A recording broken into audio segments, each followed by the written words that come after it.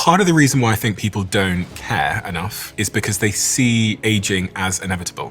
So they look at their parents, their grandparents and go, they're immobile, they can't function properly, that's my destiny, it's genetic. Obviously, I don't agree with that, though I have tremendous empathy for people who might feel that way. It's when you see something as ubiquitous as the decline of untold numbers of people as they age, it would be very easy and tempting to say that that is the inevitability of our species. Death is inevitable, despite what some biohackers may tell you. Decline is inevitable, but the rate of decline is very much up to us, and the preservation of strength, stamina, movement capacity, those things are largely up to us. In fact, there are actual data that demonstrate quite clearly. In fact, I was just reading a paper yesterday in the journal Cell that looked at the role of exercise in aging individuals to preserve mitochondrial function. So this is a study that looked at older individuals, and it randomized one group to a significant amount of exercise and the other group was just sort of business as usual, being largely sedentary. And then using pretty elaborate techniques where you biopsy the muscle, they look at the mitochondria, which are the kind of the powerhouse of the cell in these individuals, and it turned out that in the people who were exercising, there was very little decline in the mitochondrial function compared to what happened in the people who were not exercising. Now, just because your mitochondria continue to function well doesn't mean all aspects of aging are offset, but it's a very important one to demonstrate. And this is also true, by the way, of strength and endurance. There's a big difference in the rate of decline of muscle mass, muscle strength, and cardiopulmonary fitness in people who exercise versus who don't. So it's all kind of a long-winded way of saying you have, as an individual, so much more under your control than you realize, but you have to sort of begin to compounding the gains. I'll do it when I'm 50. Well, look, the good news is 50 isn't too old, and I've met many people who don't begin to do this until they're 50. But again, the analogy I would use here is